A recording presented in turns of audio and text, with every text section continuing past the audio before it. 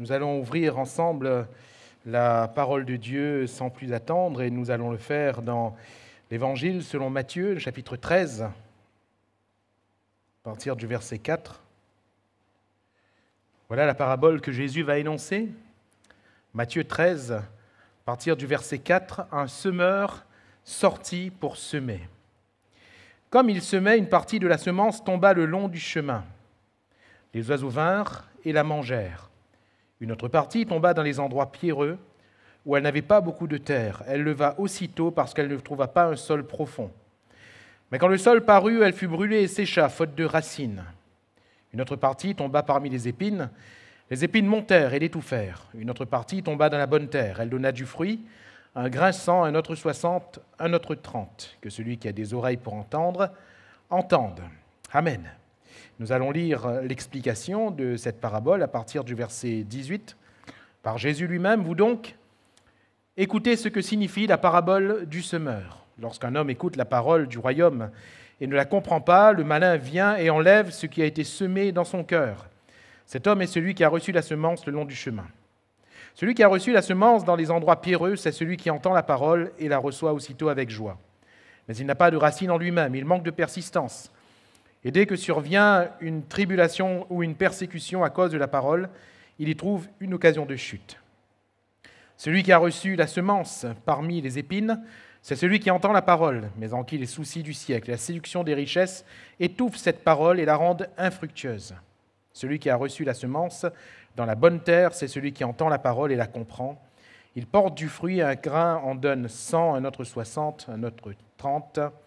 Amen. Gloire à Dieu. Nous avons, il est vrai, tant et tant de fois parlé de cette parabole du semeur.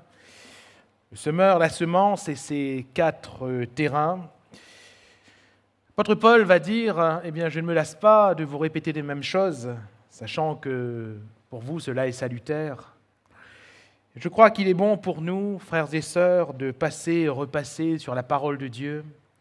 Même ce que nous pensons avoir acquis, ce que nous pensons avoir compris, la Bible nous dit que celui qui croit savoir, eh bien, qu'il soit comme ne sachant rien. Et effectivement, lorsque nous venons eh bien, avec ce cœur pur et cet esprit entièrement vidé de toutes nos conceptions, de tous nos principes, lorsque nous venons avec un cœur aussi disposé devant la parole de Dieu, alors combien le Seigneur a de grandes choses à nous dire, des choses cachées, des choses que nous ne connaissons pas, des choses qu'il a gardées en réserve pour nous, et ce, à partir des mêmes passages. Alléluia. Et j'allais dire à partir des mêmes vieux passages, à partir de notre bonne vieille Bible. Oui, le livre, le cuir, la couverture, les pages ont peut-être vieilli, mais la parole de Dieu ne vieillit pas. La parole de Dieu demeure éternellement. Alléluia. Alors, dans ce passage, la semence, c'est cette parole. La semence, c'est cette parole. Et le semeur, c'est le Seigneur lui-même. Alléluia. Le semeur, ce n'est pas un ange, ce n'est pas un homme, c'est le Seigneur lui-même. Et que l'on sache ce soir que le Seigneur veut semer sa parole. Il veut planter sa parole en nous. Alléluia. Le Seigneur veut planter sa parole en moi. Et il faut que nous en soyons conscients à chaque fois que nous nous approchons de la parole du Seigneur, à chaque fois que nous ouvrons le livre, à chaque fois que nous méditons, à chaque fois que nous entendons le message. C'est le Seigneur qui veut planter sa parole en nous. Je me souviens de ce témoignage de ce brave frère. Oh, je le racontais il n'y a pas très longtemps de cela à ma propre famille et on a bien ri, on en a bien tiré enseignement, ce brave frère qui non seulement allait dans son église mère, il était fidèle, un fidèle frère, mais en même temps il allait aussi à sa réunion de cellule, un peu comme nous avions à Saint-Louis avant l'épidémie. Il allait à sa réunion de cellule, sa réunion de quartier. Il y avait une réunion par semaine et à chaque fois qu'il allait à cette réunion, il entendait l'ancien du quartier qui prêchait. Et puis, il allait une fois et il entendait la prédication. Jésus dit « Je suis le cep, vous êtes les sarments ». Jean 15. La semaine d'après, il repartait, le même ancien qui prêchait encore. Jésus a dit, je suis le cep, vous êtes les sarments, hein, Jean 15. La semaine d'après, encore, je suis le cep, vous êtes les sarments, Jean 15. Et à un moment donné, le brave frère commençait à se fatiguer en disant, mais cet ancien, il n'a pas d'autre message à prêcher ou quoi? Et pendant toute une année, à chaque fois où il allait, que cet ancien était là pour prêcher, il prêchait le même message. Je suis le cep, vous êtes les sarments. Alors à un moment donné, il était irrité, il s'arrachait les cheveux, il disait, mais c'est pas possible, le pasteur il dit rien, il prêche tout le temps la même chose. Et arrivé à la fin de l'année, il était invité justement pour les fêtes de Noël, et sa famille habitait de l'autre côté de l'île, alors pour aller fêter la fête avec sa famille, il a profité pour aller dans le culte de la ville où habitait sa famille, justement. Et en assistant au culte ce soir-là, le pasteur a prêché, pas sur le cep, hein, rassurez-vous. Le pasteur a prêché, et puis après, il y a eu l'adoration. Et dans l'adoration, il y a eu un don spirituel. Et le don spirituel disait, « Toi qui es là ce soir, tu ne m'écoutes pas. Depuis 1 an, je suis en train de te dire et de te redire de demeurer en moi, et tu ne m'as pas écouté jusqu'à maintenant. » Et ce brave frère, il a pleuré. Et il s'est repenti devant le Seigneur. Et il a dit, « Seigneur, pardonne-moi. » Et il s'est réconcilié avec Dieu dans ce domaine-là, en disant, « Seigneur, effectivement, il a fait l'état de sa vie, ce qu'il n'avait pas fait pendant tout ce temps. Il a fait l'état de sa vie, il a dit, c'est vrai, cette parole a été prêchée. Le Seigneur a voulu me dire ça, mais à chaque fois, j'avais fermé mon cœur. » Et il s'est repenti devant Dieu. Et voyez-vous, après les fêtes, quand il est retourné à sa réunion de cellule de quartier, le même ancien était là, mais il n'a plus prêché le même message. Pour vous montrer que le Seigneur veut planter sa parole en nous. Et vous savez, le Seigneur, il est beaucoup plus patient que nous. Et si nous n'écoutons pas, tant que nous ne recevons pas cette parole, il va nous la proposer et nous la proposer encore. Pourquoi? Parce qu'il désire que nous grandissions. Tout du moins, il désire que sa parole grandisse et produise en chacun de nous. Alléluia! Nous sommes donc ces terrains. Notre cœur est forcément l'un de ces 4 terrains décrits ici. Le chemin, l'endroit pierreux, les épines, ou alors la bonne terre. Notre cœur est forcément l'un de ces 4 terrains. Et chacun de nous pouvons nous poser la question, quel terrain est mon cœur ce soir? Dans quel état est mon cœur? Est-ce qu'il est comme le chemin? Est-ce qu'il est comme le terrain pierreux? Est-ce qu'il est comme le terrain là où les épines, c'est-à-dire les mauvaises herbes, croissent? Ou est-ce qu'il est comme le bon terrain? Quant à la réception de la semence, de la parole que Dieu lui-même sème, et je le répète, c'est Dieu qui sème. Ce n'est pas un homme, ce n'est pas un ange, c'est Dieu lui-même. C'est lui qui sort pour semer sa parole. Quel est l'état de mon cœur? Parce que c'est là où tout se joue. C'est là où la parole va prendre ou ne va pas prendre. C'est là où, la semence, les graines vont pénétrer ou ne pas pénétrer. C'est là. Quel est l'état de mon cœur face à la parole de Dieu? Forcément, la bénédiction de Dieu est rattachée à sa parole. Alléluia. La bénédiction de Dieu est exclusivement rattachée à sa parole. D'ailleurs, quand il bénit, c'est toujours par sa parole. Dieu bénit tous ces hommes et toutes ces femmes écrits dans la Bible. Dieu bénit par sa parole, toujours par sa parole. Jésus guérit par sa parole. Tout ce qu'il fait, c'est par sa parole. Il crée le monde par sa parole. Il envoie par sa parole. Il remplit du Saint-Esprit par sa parole. Tout est rattaché à la parole de Dieu. J'aime bien citer cette expérience qui semble être une exception.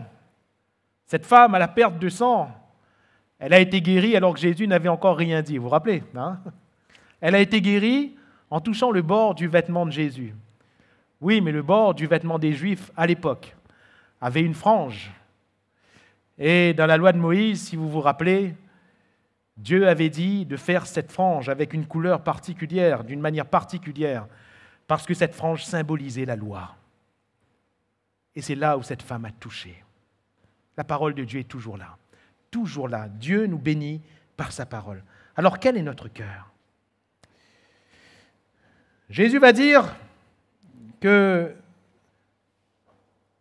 celui qui a reçu la semence le long du chemin, celui qui a le cœur semblable au chemin, c'est celui qui écoute la parole du royaume et ne la comprend pas. Alors le malin vient et enlève ce qui a été semé dans son cœur. Qu'est-ce qu'on apprend? Que quand le semeur sort pour semer sa semence, il y a un autre qui sort aussi.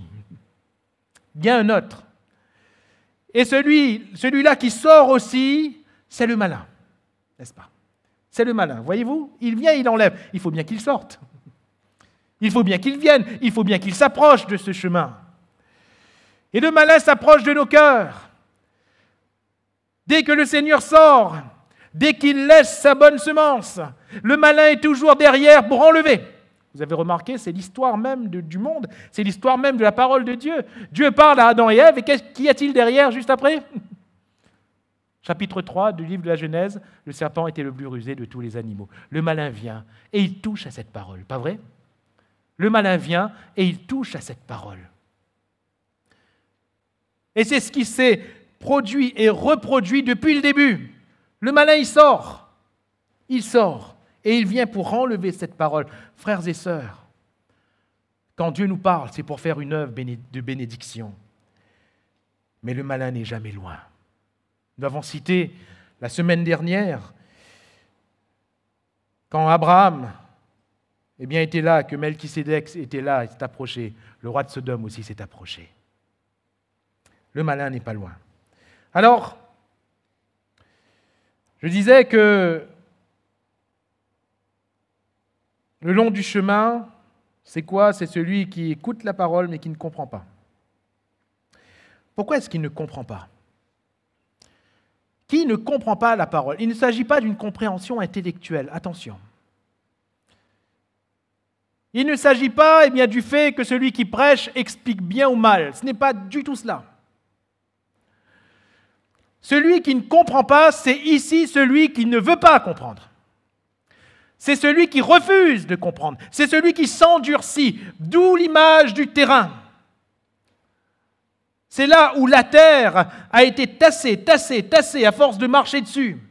Et c'est devenu dur, il n'y a rien qui pousse. D'ailleurs, vous pouvez prendre n'importe quel champ, il peut y avoir de l'herbe, il peut y avoir quoi que ce soit qui pousse. Si plusieurs personnes marchent sur un même chemin, dans ce champ, il n'y a plus rien qui va pousser à l'endroit où il marche, n'est-ce pas? Parce que ça va durcir. Ça va durcir. C'est donc le cœur dur. La Bible nous parle de certaines personnes qui avaient le cœur dur à l'égard de la parole de Dieu. Et l'exemple type, c'était ces religieux. C'était ces pharisiens, ces scribes. Et pourquoi est-ce que le Seigneur les reprenait aussi durement? Aussi durement. Vous avez remarqué, hein? Race de vipères. Race de vipères, disait Jean-Baptiste. Jésus leur disait, hypocrites, vous êtes comme des tombeaux. C'était dur. Pourquoi? Parce que leur cœur était dur. Parce que leur cœur était dur. Voilà pourquoi Jésus ne leur parlait pas comme pour les enfoncer un peu plus. Mais quand un terrain est dur, qu'a fini en béton comme ça, il faut un marteau-piqueur. On ne vient pas avec un petit pelle, on ne vient pas avec une petite bêche. Non. Même la pique à roc, il ne suffit pas. Il faut carrément un marteau-piqueur, il est trop dur. Voyez-vous? Et Jésus ne les ménageait pas. Pourquoi? Parce que leur cœur était devenu dur. Ils étaient durs. Celui qui entend la parole et qui ne comprend pas, et ces pharisiens, ces scribes, quand ils entendaient ce que Jésus disait, ils remettaient tout en cause, en disant non, ça c'est pas vrai. Mais Jésus, comme tu enseignes là, ce n'est pas vrai. Alors que tous les autres disaient, mais jamais homme n'a parlé comme cet homme. Eux, ils fermaient leur cœur. Même devant les miracles, les signes et les prodiges, ils fermaient leur cœur. Rappelez-vous, cet aveugle de Siloé, c'était flagrant pour tout le monde que c'est Jésus qui était le Fils de Dieu et qui avait fait ce miracle. C'était flagrant pour tout le monde, sauf pour ces religieux. Ils disaient à Jésus, quoi? Mais donne gloire à Dieu, nous savons que cet homme est un pécheur. Ce brave aveugle guéri s'est gratté la tête en disant, attends, il y a un problème dans ce que vous dites là. S'il est vraiment un pécheur, Dieu ne peut pas l'exaucer. Il y a un problème. Mais eux ne reconnaissaient pas. Leur cœur était fermé. Ils étaient là au contraire pour piéger. Ils étaient là au contraire pour dire à Jésus, non, dans ce que tu dis là, ce n'est pas juste, ce n'est pas comme la loi. Il n'est pas permis à tes disciples de faire ça, il n'est pas permis de ceci. Jésus, toi là, qu'est-ce que tu dis devant ce dilemme? Ils étaient toujours là parce qu'ils avaient quelque chose à redire de la parole de Dieu. Mes frères et mes sœurs, le cœur dur, c'est quoi? C'est celui qui refuse ce qui est prêché. C'est celui qui refuse ce que la Bible dit. C'est celui qui refuse quand la parole est semée. Alors vous voyez ce chemin et ces graines de semence qui tombent, ils restent là. Elles ne vont pas plus loin, pardon. Ces graines restent là.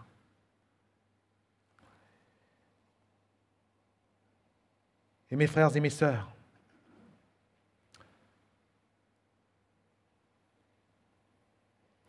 jusqu'à quand serons-nous à l'égard de la parole de Dieu dans un tel état? Jusqu'à quand, serons-nous endurcis face à ce que le Seigneur dit?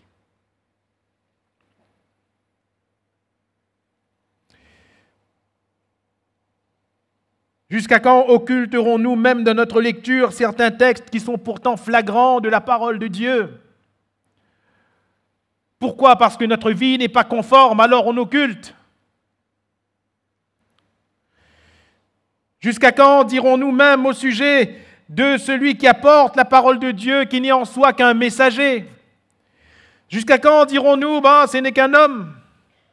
Jusqu'à quand dirons-nous, il dit ce qu'il veut? Jusqu'à quand? Rappelons-nous de Naaman. Et en Naaman, nous avons un contre-exemple, mais ensuite un exemple à suivre. Naaman, au départ, son cœur était dur. N'est-ce pas? Quand il est venu, sorti de devant le roi d'Israël, il est venu voir l'homme de Dieu, l'homme de Dieu. Pourquoi son cœur était dur dans sa tête? Il s'était dit, ça doit se passer comme ça. Ça doit se passer comme ça.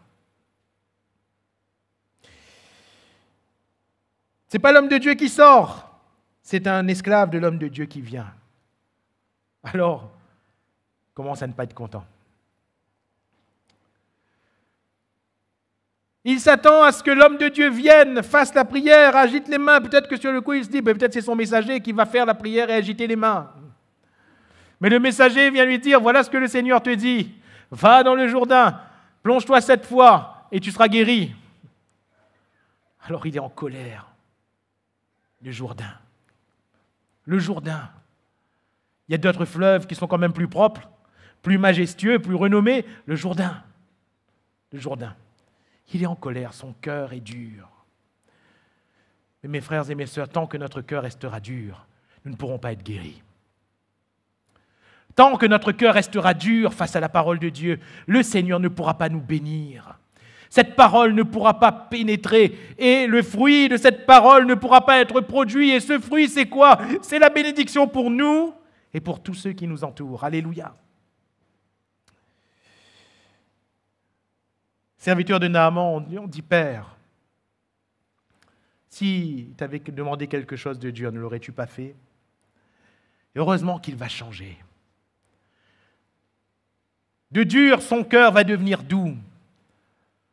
Il a dû se dire, c'est vrai, ils ont raison.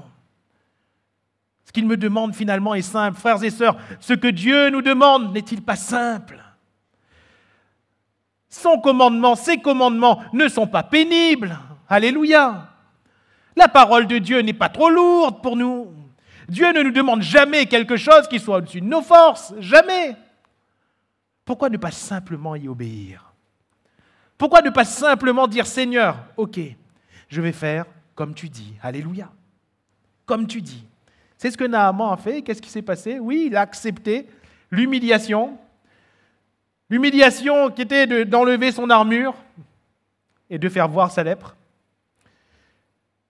L'humiliation qui était de se plonger dans cette boue.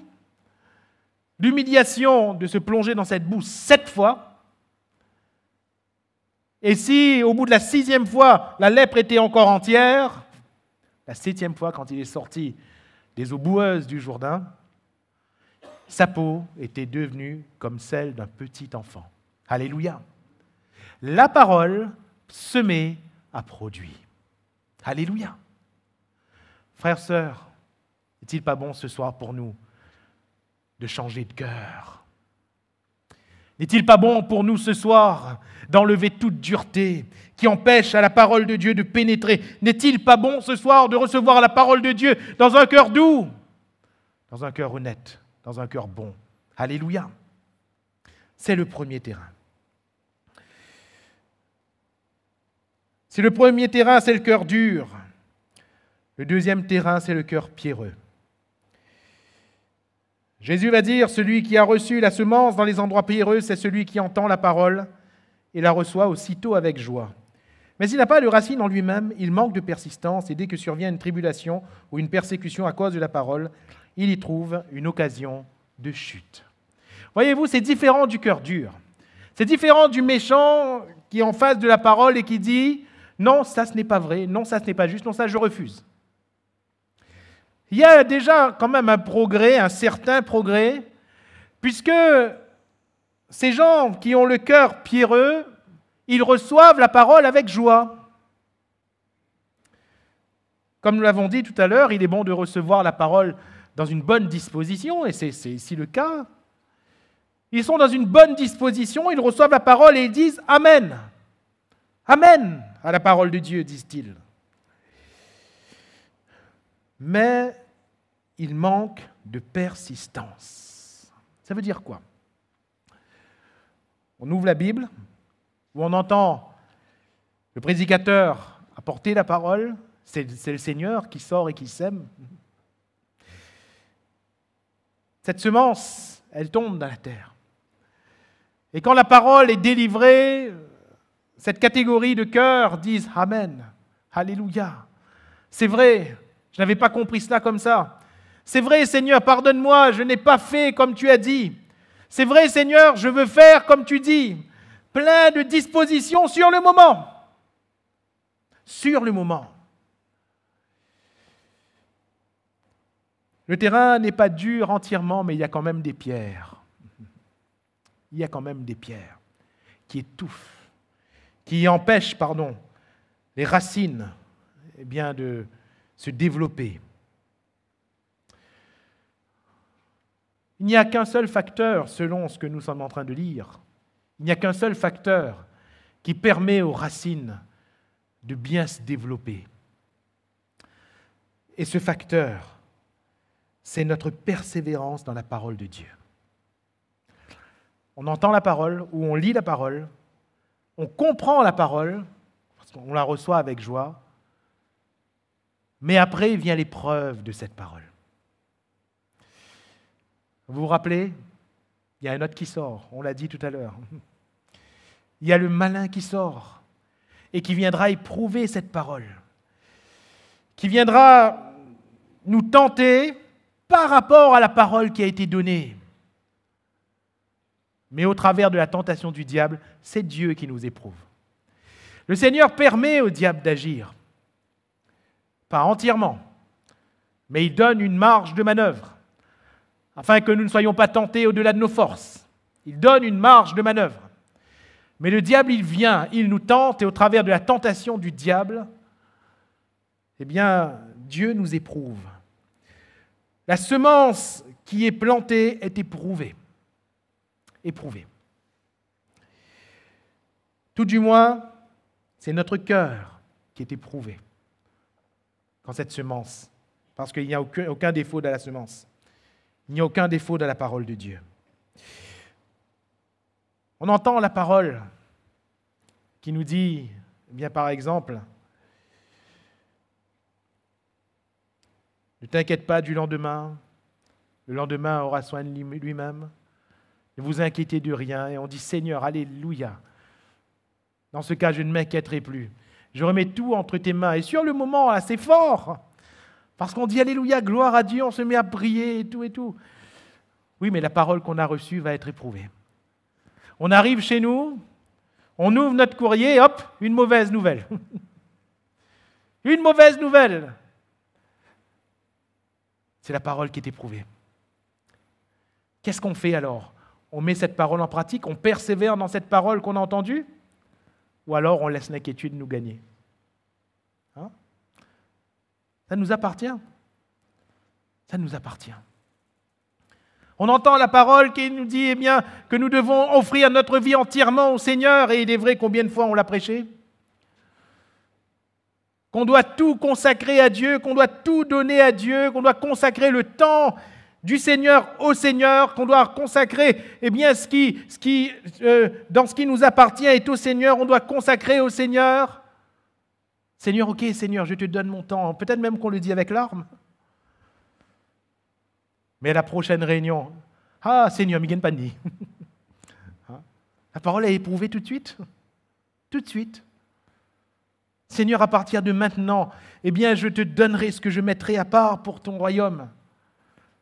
Arrive la case, factuel arrive. Doum, doum, doum, doum, doum.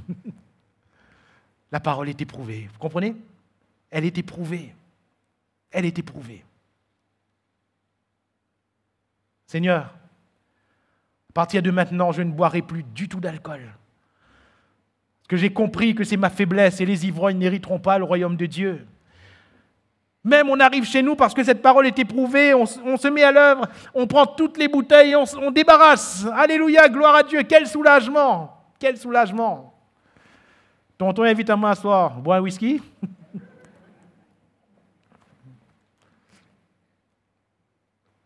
La parole est encore éprouvée.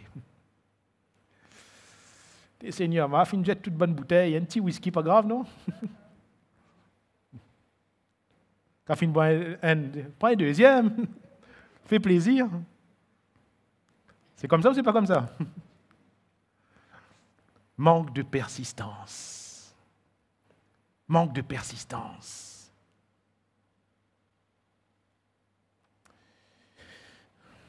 Que nous recevions la parole avec joie, c'est bien, c'est un bon premier pas. Mais mes frères et mes sœurs, nous devons persévérer dans la pratique de la parole de Dieu. Alléluia. C'est ça être disciple. C'est la discipline de la pratique de la parole de Dieu. Et c'est comme cela que nous progressons dans la vie chrétienne. Alléluia.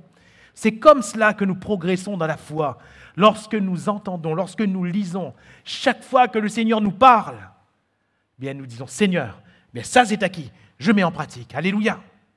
Et je n'y reviens plus. C'est acquis, je mets en pratique. Demain, le diable vient me tenter là-dessus. Non, c'est acquis, je mets en pratique.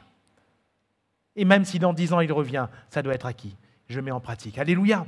Et là, je parle sur un côté qui est à nous, à vous comme à moi, sur lequel nous devons veiller. Parce qu'on tombe si facilement. Le diable, il sait là où on est faible. Il sait là où on va flancher. Il le sait. Il sait parce qu'il rôde et il voit par quelle porte il faut passer, même par quelle fenêtre. Laissez-moi dire, même par quel trou de souris il faut passer. Il le sait. Il le sait. On a fait une croix sur telle passion. On a fait une croix, sur les images mauvaises. On a fait une croix. Oui. Oui. On n'ira pas de nous-mêmes. Mais un jour, comme ça, on ouvre l'ordinateur et hop, ça apparaît. Où est notre persistance alors? Où est notre force? Où est notre persévérance dans la parole? Mais lorsque nous mettons en pratique la parole de Dieu, lorsque nous y veillons avec persévérance, qu'est-ce qui se passe? Frères et sœurs, il y a réellement des temps de rafraîchissement pour notre vie. Il y a réellement l'assistance de Dieu, car quand on est faible, c'est alors qu'on est fort. Alléluia! Et la force de Dieu nous vient en aide. Paul va dire, je me glorifierai bien plus de mes faiblesses. Oui, le diable sait où on est faible, mais le Seigneur le sait aussi. Alléluia. Et si nous ne faisons rien d'autre que veiller sur sa parole dans notre vie, le Seigneur veillera sur nous. Alléluia. C'est ce qu'il va dire à cette église. Parce que tu es faible, parce que tu as peu de puissance, mais que tu as gardé ma parole, alors moi aussi, je te garderai. Alléluia. Je te garderai. Troisième terrain. Celui qui a reçu la semence parmi les épines, C'est celui qui entend la parole, mais en qui les soucis du siècle, la séduction des richesses, étouffent cette parole et la rendent infructueuse. Nous franchissons encore un palier, parce que ce cœur-là n'est pas dur, ce cœur-là n'a pas de pierre. C'est un cœur où la semence est plantée et où elle croît.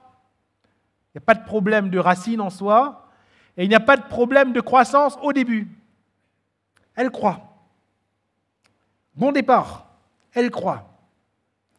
Mais le problème, c'est que ce n'est pas que la bonne semence qui croît. Ce n'est pas que la bonne semence qui grandit. Ce sont aussi, des épines, des mauvaises herbes. Et ça, c'est un vrai problème. Parce que les épines étoufferont toujours, les mauvaises herbes étoufferont toujours la bonne parole de Dieu. Vous avez remarqué ici que ce n'est pas la bonne semence qui étouffe les épines. Vous avez vu, hein? D'ailleurs, pour ceux qui ont un peu la main verte, ça n'arrive jamais. Jamais. Quand vous avez planté ce que vous vouliez planter et qu'il y a de mauvaises herbes, vous enlevez vite les mauvaises herbes, sinon vous savez que ce que vous avez planté va mourir, n'est-ce pas? Ça va mourir. Le problème n'est pas que la parole de Dieu soit plantée et croisse. Ce n'est pas le problème ici. Le problème, c'est qu'est-ce qui croît à côté de la parole de Dieu? Qu'est-ce qui est en train de pousser? Parce que ça peut étouffer. Il y a eu la parole semée dans le cœur de Caïn. Mais à côté, il y avait l'amertume. Il y avait de l'amertume qui poussait. La parole de Dieu était là. Vous vous rappelez, Dieu a parlé. Dieu lui a dit, le péché se couche à ta porte et ses désirs se portent vers toi, mais toi domine sur lui. La parole de Dieu est donnée. Le problème, c'est que l'amertume était là. Et cette amertume a grandi. Et cette amertume a étouffé la parole de Dieu. Caïn a tué son frère. Si nous laissons l'amertume dans notre cœur, cette amertume va pousser et va étouffer la parole de Dieu. Pour le jeune homme riche, c'était ses biens, ses richesses. Le problème, ce n'était pas les biens et les richesses qu'il avait. Le problème, c'était la place de ses biens et ses richesses dans son cœur. Et l'attachement à ses richesses a étouffé la parole du Seigneur. Jésus lui a dit, vends tout ce que tu as. Tu as tout bon, jeune homme. Tu as tout bon, il te manque une chose. Et ce soir, peut-être que le Seigneur dit à quelqu'un, tu as tout bon, il te manque une chose. Mais si cette chose-là, cette seule chose, tu la négliges, tu n'entreras point dans le royaume de Dieu.